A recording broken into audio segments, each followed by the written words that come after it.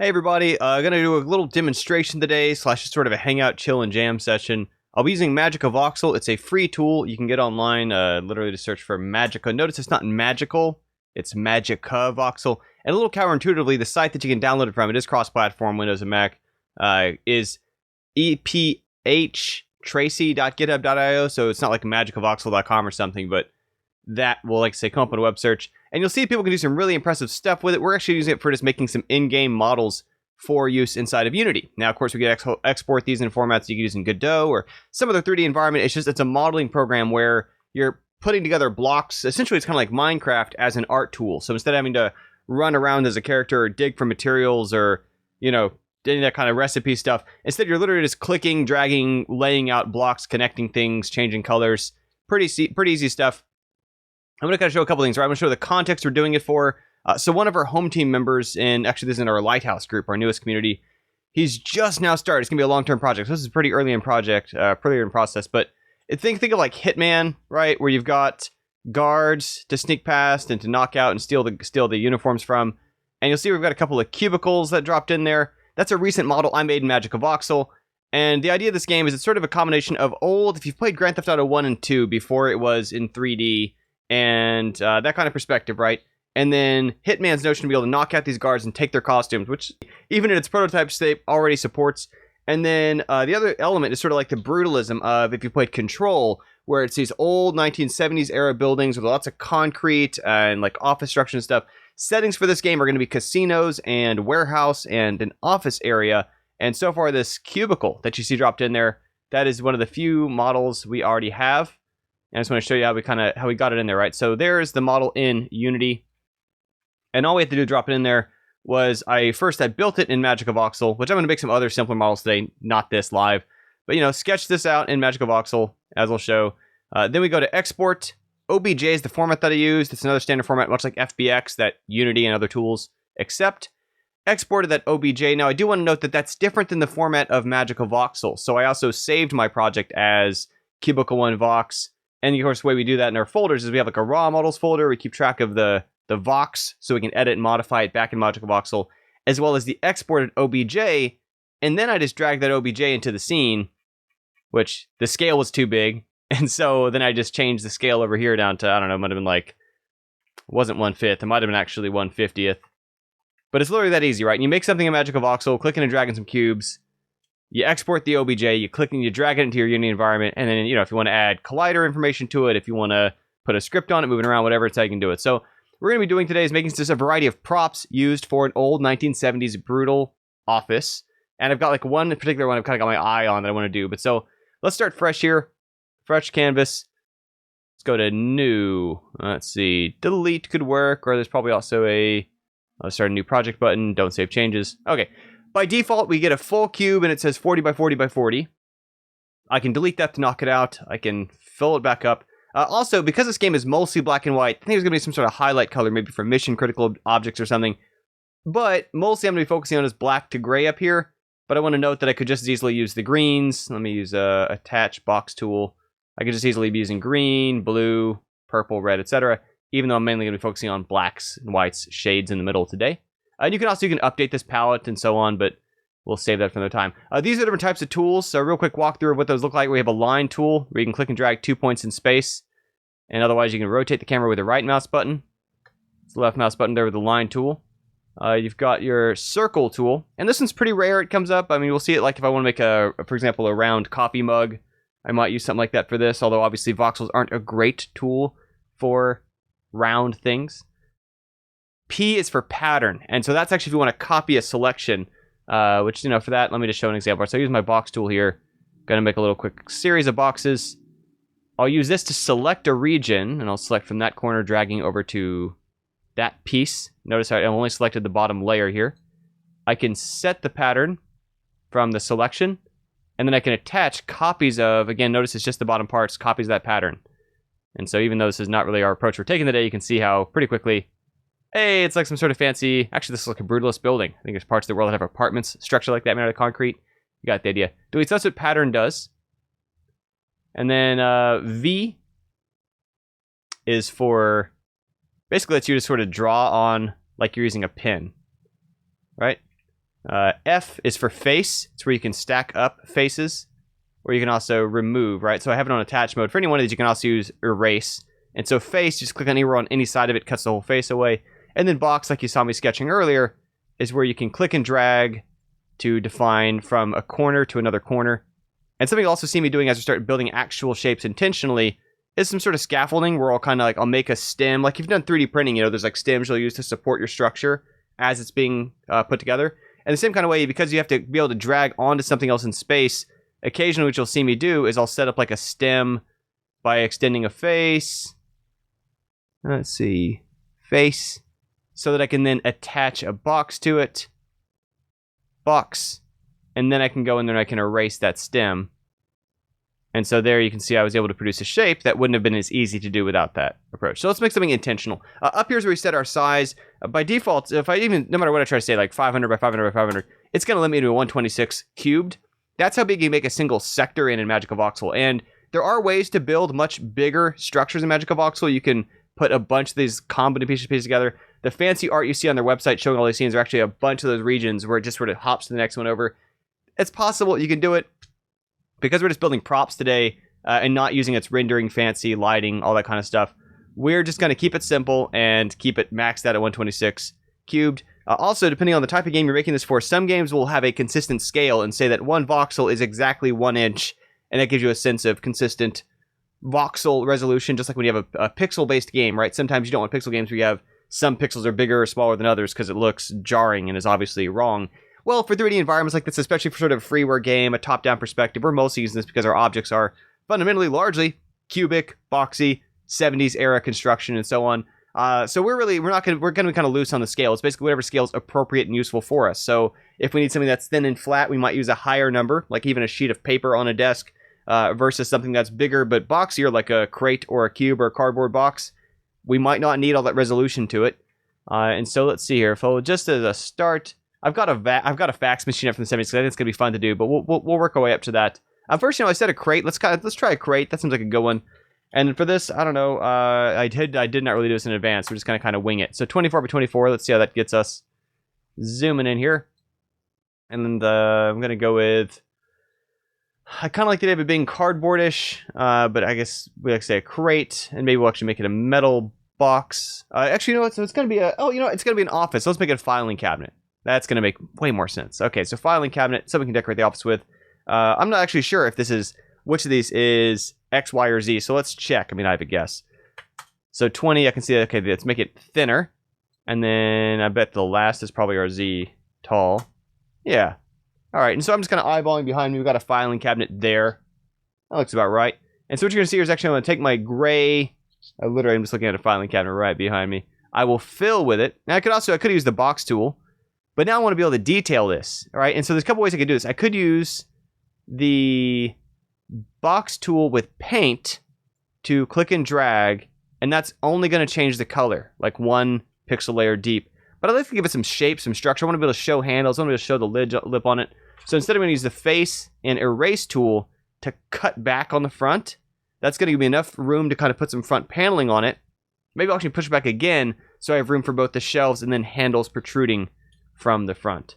We'll pick up a similar shade here, a box, and the kind of shelf I have behind me has a. I don't want to cut anymore. I want to attach. So just command, Control Z there, like usual, undo.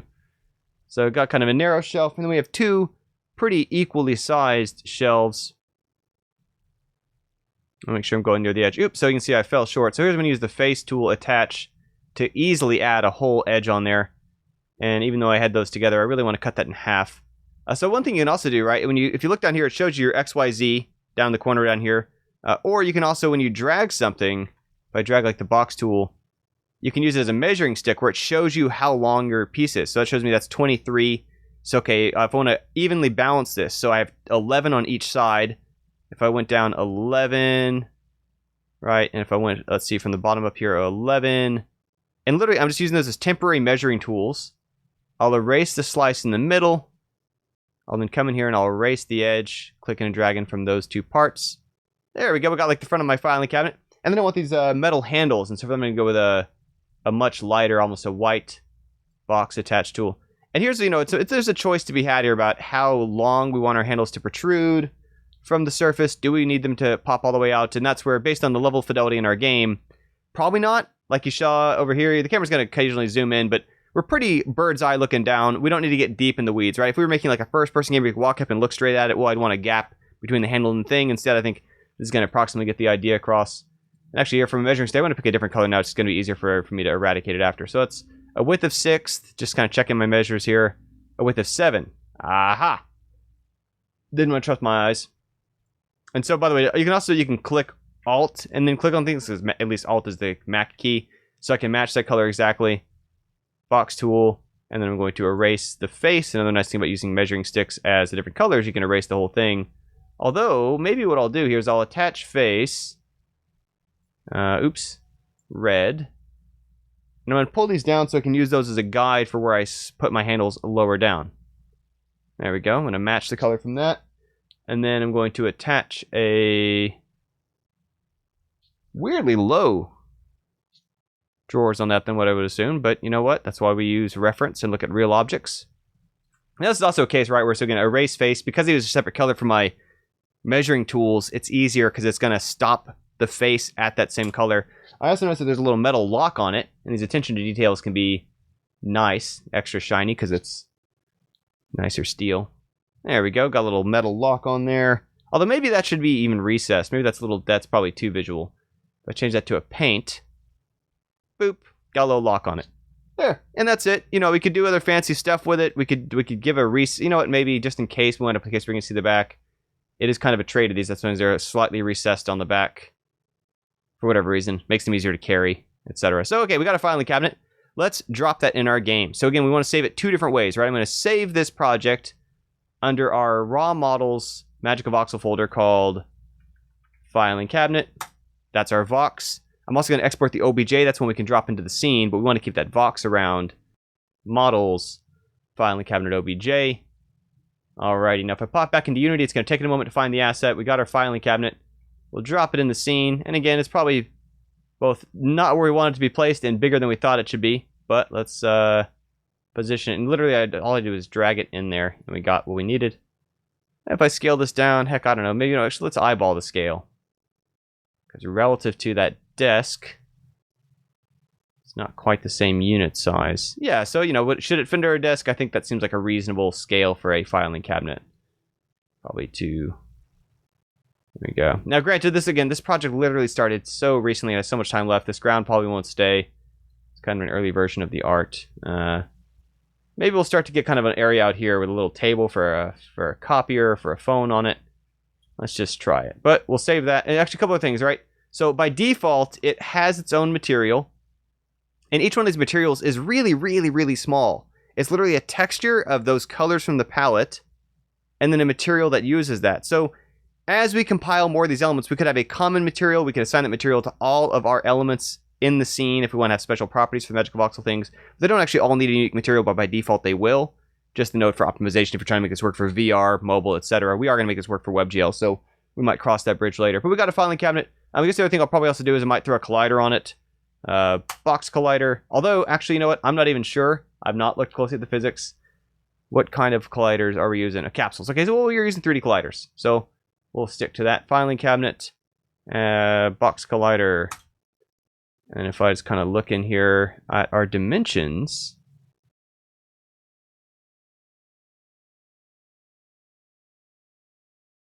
and we could use the edit collider options. This might have been a faster way to do it.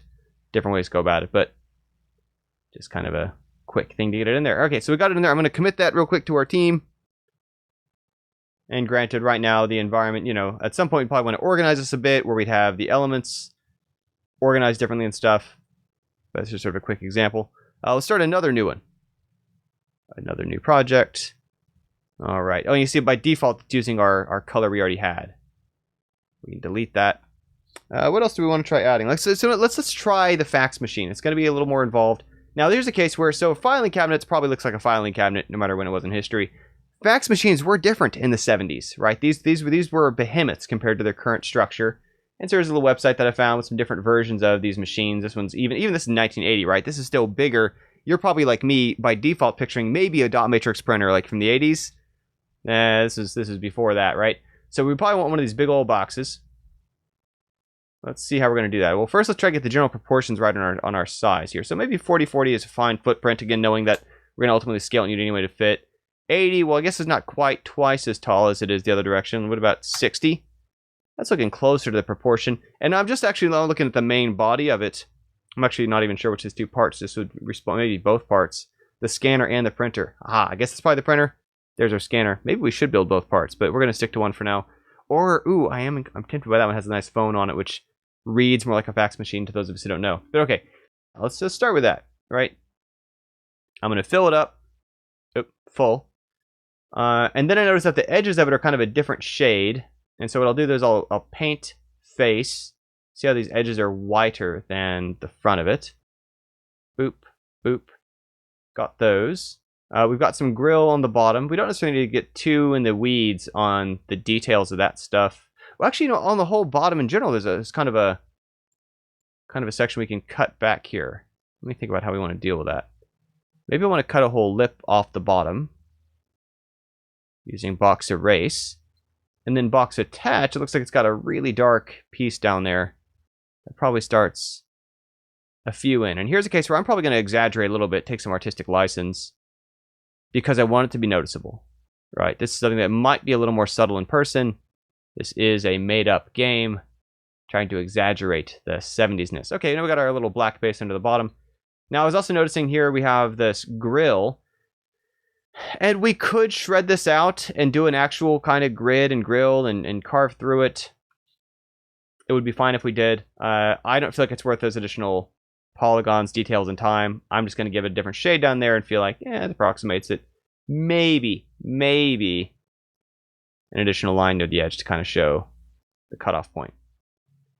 Most of this is going to be blocked by that tray anyway. That tray is going to be kind of the dominant element. Now, we see a white bar up here. Let me do that. Now, one of the notes, like I showed you on that texture for the materials we export from Magica Voxel, it's actually not really creating textures in the traditional sense, like if you UV map something from Blender. Instead, every time we do is when we draw something, and so it can get very messy very quickly for like writing text or drawing vandalism, graffiti on a wall this way, is it's going to be cutting up these polygons, these faces inside of Unity. And I'll show you what I mean. Actually, yeah, I'll show you what I mean once you import this. Each little, when I drop a pixel here, it takes what would have been like two quads or two triangles for one quad and just shreds it up to make that possible. And so like if I just did a line, anyway, you'll get the idea when we see it in the wireframe. So we got there the gist of the structure here. I'm going to increase our, I believe that's probably our front to back. We have X as our width, the last one's our height, so surely it's going to be our, whether you like to see it as Y or Z, depends on what environment you're from. And so let's say 60-ish. Ooh, learning moment. Ooh, well, first of all, I was wrong. 40. Front back. All right, so it's not quite how I would have started it on the X and Y axis. Not terribly important. It's not a movable character. It's an environmental prop, so I'm going to run with that. But one thing I will notice here is that we have it right now where I expanded the size, but we really want this shifted back because I wanted room to add this tray in the front. All right, let me further make that clear, right? So 70. I want this shifted back on the other side. And what we can do there is we can use the drag tool here. By clicking and dragging on the edge of something, it will lock it, and it will even actually wrap around. We could do the same thing dragging it up to down. We could do the same thing dragging it side to side. It's a pretty handy tool to modify our environments. And that's also where there are tools. So let's say, you know what? Okay, maybe I changed my mind. I want to keep the first axis as horizontal, 40, and I want 70 this other direction. Well, I can use the rotate options over here. Let me see which one they use. Not on X, it seems. Not on Y, it seems. But on Z. And then 40 on width, 70 on Z. There we go. So now I've got my Z going front to back, which is what I feel better about from the particular arbitrary environments I'm used to working in. Okay, that might even be more space than we need for the tray, but if it is, we'll cut it back. Let's pick out, it looks like it's a lighter color for that tray. We'll attach a base to it, starting from this point about, and I'll, again, eyeballing it, right? I mean, it's a project we're doing for fun, to learn, for practice. I do this also, again, because of a black lip underneath. I'll pick a darker color. I'll paint, now this one actually looks recessed, but here's where, again, I want this to be more noticeable from the outside So I'm specifically not going to cut that back. I want that to be more noticeable from a side view of it. We have a little bit of depth here because we do want to be able to cut into it for that tray.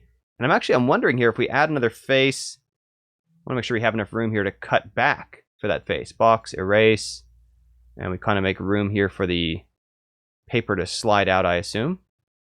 Let's do some quick measurements. If I attach red here, this is a width of 12. This is a width of 13. Make sure that seems right. Width 13, width 12. Yeah, okay, so I'll cut back 13. I'll cut back one face edge here for symmetry. Now again, I also noticed that here the bottom of this tray is closer to the back of that in terms of color.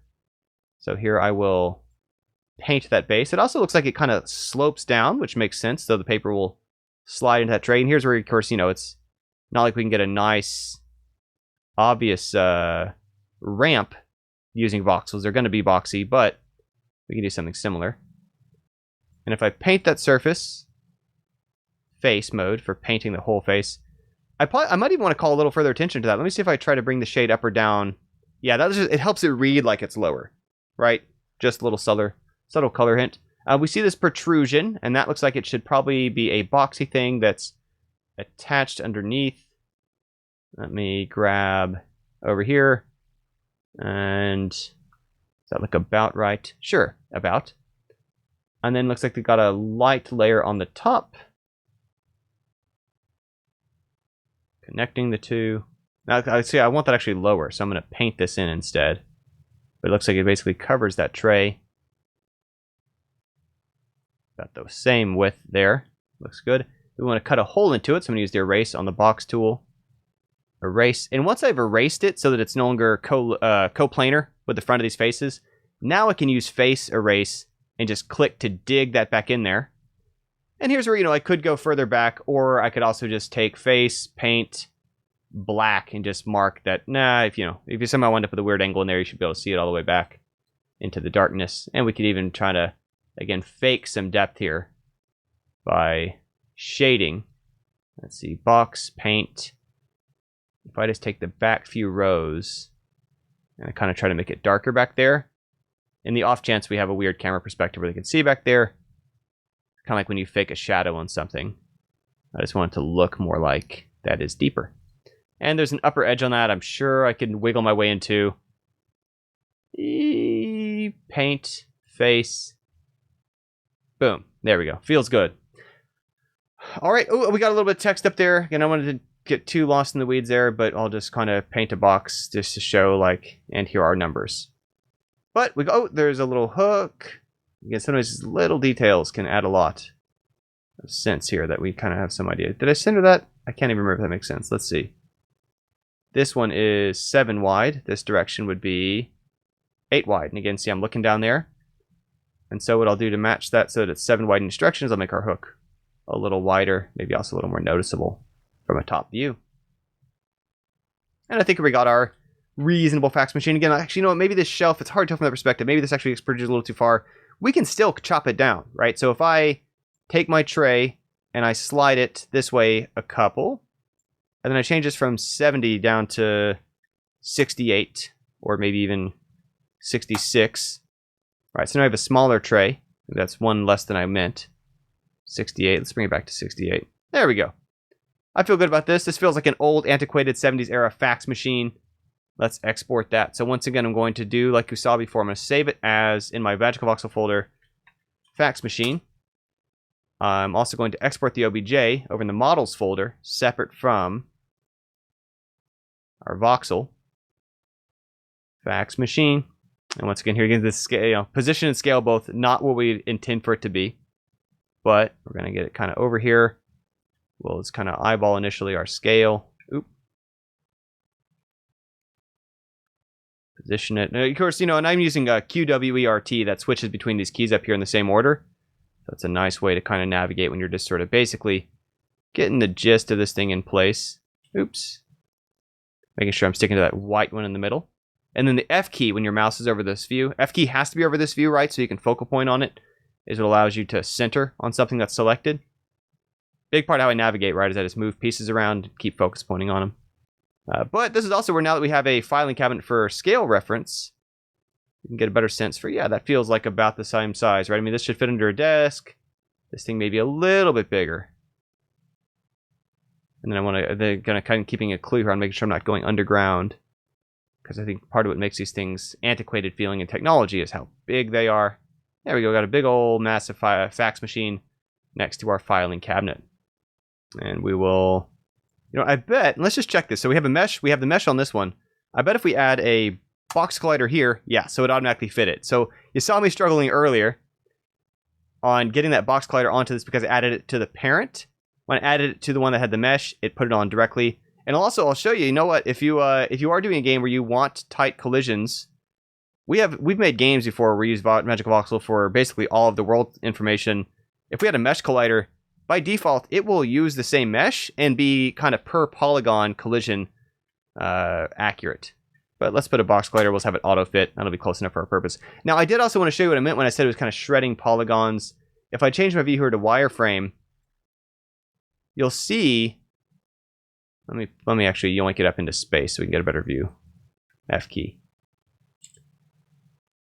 So where we drew the letters up here, it sliced up that polygon into more pieces. And you know what? I mean, performance-wise, this isn't going to hurt. It doesn't matter. There's a handful of polygons. But what you don't want to do, and we've had people do this before, because it seems like, well, why not? Because you picture like a texture, they'll make like a whole decorated sign drawing pixel by pixel art and characters and illustrations and stuff on a wall. For that, really, you should just make a texture map, slap it on a quad. Don't use Magica Voxel for that kind of thing, because every time we start to decorate a face, we get these cuts into the geometry, and that's what enables us to use such a simple material. Let me do a couple undos, change my back to a shaded view, bring it back to where it was down here. Great, and let's just see how it looks in game as we run over by it. Do-do-do-do-do-do-do. Pow, pow. Alright, and there's a blue key there, but yeah, working. Now, we might also figure out that there's something about this doesn't read enough like a fax machine. Oh, woke back up. And in those cases, again, perhaps I'll put a phone on top, perhaps I'll run a line to the wall, maybe I'll put a sign nearby. We'll find ways to make sure the player knows. But for starters, as an asset, this is now a fax machine that resembles, oops, the one from our reference. And speaking of which, environment, so let me make a new kind of grouping here, and I'll say decorations. So I'll take my fax machine, my filing cabinet, I'll put my objects down here, and I'll let other teammates manage their parts. But, so we've added a fax machine. Let me go and commit that change. 1970s fax machine. Or maybe this is the printer. Maybe we do need both parts. Looks like, well, you know what? I guess, yeah, this side, it's really hard to tell what I'm looking at here. I could probably base it on it, but you know what? We'll move on to other objects. Let's make it just another quick decoration. I want to show another easy thing we can do with it, right? So let me start fresh. New voxel. Let's make like a paper tray. Just a really generic thing. Because one of the problems is we have these cubicles we're going to copy paste around the scene, rotate around, just have a variety of cubicles. We want those to look occasionally different. It'd be nice to have some have certain elements and some don't, right? This is not going to be a lot of computers on desks in this era. But what we can have is paper trays. And so I pick out a color for, it could just be kind of plastic, and I'm just kind of picturing like, you know, these, you still see these things in the, oops, tab, switched my modes by accident there. 30, 20, no, let's see. Oh, you know what I'll do? So what is it? So paper's 8.5 by 11. 8.5. That makes sense. 8.5 by 11. Yeah, although I guess really lateral and then long ways. 85 and then 110. So that's going to give me the proportion of paper. 8.5 by 11. And then what height? Well, let's say we want this to be like 3 trays tall. But how tall is each tray going to be? Only like 30. There we go. And so I want to show here I'm going to use the pattern tool. And I'm going to make it out of kind of dark plastic. I'm going to attach first. Let's do it this way, right? Let's make a box. Let's actually just use a full tool. Boy, that might be a little too dark for us to see clearly while working full. There we go. I'm going to carve away at this a little bit. So I'm going to erase from this edge, which I'm also using. You know, the resolution on here won't really affect my model resolution. It might affect making sure that I keep this even. This is where I want to be careful on my measures. Let's make sure, okay, that one's too wide. So is that edge. Did I eyeball this side okay? This one is 3 wide, so that's why I check. I'm going to erase a face. Boop. All right. We have a single simple tray. We could go in here and make some other kind of nice stuff. The ones that I have in my office, and I don't know how 70s this is or not, but if I do some box erase, we could add, like, we could cut into the trays on the back. Erase face to kind of punch it through. We could do it on different sides. Erase box. I don't know, again, it's kind of dark in there to see what I'm doing. Erase face. And then box. Erase. And the other nice thing about this is that it's such a quick and easy tool to work in that, you know, if I'm off by one somewhere, as I think I am over there, I can very easily correct for that, right? Okay, so do these edges line up? They don't. So one edge is bigger. So I'll use erase face. I'll click once on the bottom. And now they line up. You know, are these the same height? They look to be. Oh, but this edge is low. So again, I'm going to attach. I'll alt-click to select the same color. And I'll see, is one layer enough? It's not. But I can use attach face. Boom. Look at that. Now we got them all lined up, okay? I'm going to put some paper in there. Just using another box tool here to fill up a ream of paper in there. Maybe that's actually too bright for this. Is supposed to be kind of a dull, droll environment. So I'm going to use a face, paint, boop. This feels more like some old 70s paper. Attach a few more faces to stack a paper ream in there. Okay. So now what I'd like to do is to make a series of these stacked, since that's more likely to be how they'd appear on a desk. And for that, I'm going to box select the whole thing, starting from the corner. Got it all. Oop, I didn't quite get the bottom. Let me try that again. I want to select the corner. I want to drag all the way to the opposite corner here. Make sure I get it all. Seems like I did. Pattern, define it from my box selection. And then I'm going to stack this. So instead of being 30 tall, I'm going to make it 90 tall. Okay, I'm going to attach that pattern. And so now when I click, it's oop, I missed a little bit. It's effectively copy paste. Paste. And then I click. But it's kind of like it's a 3D stamp tool, right? And just like that, let me deselect my box area. Here we have our paper tray to go next to our fax machine or on a desk or whatever. Same exercise. I'm going to save the paper tray. I'm going to export the OBJ paper tray. I'm going to drop it in the scene somewhere. Maybe the paper tray is actually going to go on top of the filing cabinet. Boop. I bet it's huge. It sure is. Shrinking it down. And you can see what I mean here when I say that we're not really sticking to like 1 pixel is 1 inch, or I'm sorry, 1 voxel is 1 inch or something. Instead, what we're doing is, okay, well, these are thin relative to their other dimensions, so I used a higher voxel count for them because we're just trying to make some environment objects that happen to be blocky. We're not really trying to create the illusion that this world is made up out of precise cubes, although that probably also kind of fits the aesthetic and tone a little. There we go. So now we got a nice paper tray next to our fax/printer. Speaking of which, I can now see how does the paper scale compare to it. Maybe I want to make these a smidge bigger. Right? How do these feel compared to the desk, if these were on the desk? I think those seem sensible. Let me leave this on top of the filing cabinet next to the copier. And since this one is not a part of the ground environment, I'm not even going to bother to put a glider on it. We got a little paper tray. Small detail. And of course, just continuing to populate more small objects like this for office environment elements will let us differentiate our cubicles. Will let us, maybe we'll actually clone another one over there.